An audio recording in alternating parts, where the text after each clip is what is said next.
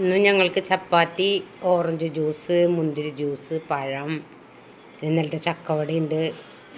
പിന്നെ നമ്മുടെ കാടൻ മുട്ട ബജി ഉണ്ടാക്കി, ചക്ക പുട്ടുണ്ട്, ഇന്നലത്തെ ഫ്രൂട്ട്സ് തന്നെ എടുത്ത് വെച്ചേ, ചിക്കൻ കറി, ഓറഞ്ച് ജ്യൂസ്. ഇത്രയേ ഉള്ളൂ കേട്ടോ, ഒന്ന് സിമ്പിളായിട്ട്. ഞങ്ങൾ ചാളക്കറി വെച്ചിട്ടുണ്ട്. ഇന്ന് ആദ്യം ചോറ് തിന്നണമെന്നാണ് വിചാരിച്ചിരിക്കണേ. അപ്പോൾ അസ്സലാമു അലൈക്കും.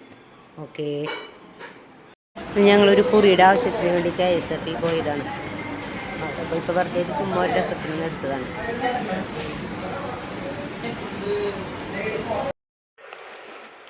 മീൻ മേടിച്ചു കൊണ്ടതമ്മ. നല്ല ചാളിയല്ലേ? നെയ്ച്ചാളിയെന്ന് പറഞ്ഞു. അപ്പോൾ പിന്നെ നന്നാക്കി വെച്ചിട്ടുണ്ടെങ്കിലേ അത്താഴത്തിന് നമുക്ക് എടുക്കാമല്ലോ. അപ്പോൾ ഇത് പൂച്ചയ്ക്കുള്ള തല നമുക്ക് എടുത്ത് വയ്ക്കാം. അത് കഴിഞ്ഞ് വൃത്തിയാക്കിയ ചവിറ്റങ്ങൾക്ക് തിന്നാം. പകുതി ഞാൻ എടുത്ത് വെച്ചിട്ടുണ്ട് അവർക്ക്. ചാള വെട്ടിച്ചത് കഴിക്കാനായിട്ടൊരു ആഗ്രഹം.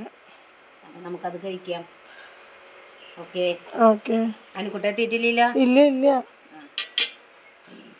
കണ്ണിന്റെ മരുന്ന് മേടിക്കാൻ പോണെന്ന് പറഞ്ഞു. ഞാൻ പറഞ്ഞിട്ടുണ്ട് വിളിച്ചപ്പോ.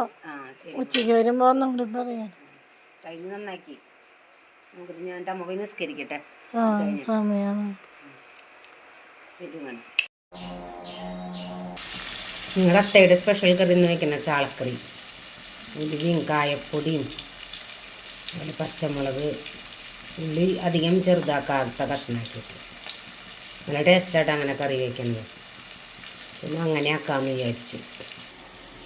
മാള് ഭയങ്കര ഹാപ്പിയിലാണ്. നാളെ മാളിൻ്റെ വീട്ടിൽ പോവണേ അല്ലേ?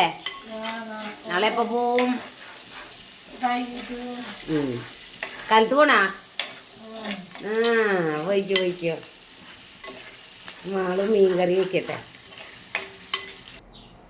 നല്ല ചോപ്പ കളർ കറി അങ്ങോട്ട് ആവട്ടെ. നിങ്ങളുടെ കാടമുട്ട ബജി ഉണ്ടാക്കാൻ പോകുന്നു.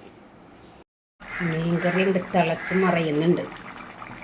ഇങ്ങനത്തെ കളർ കാണുമ്പോൾ നമുക്ക് നല്ല കൊതിയാവില്ല ചോറ് കഴിക്കാനായിട്ട്. നിങ്ങളുടെ കാടമുട്ട ബജി റെഡി ആയിക്കൊണ്ടിരിക്കുന്നു.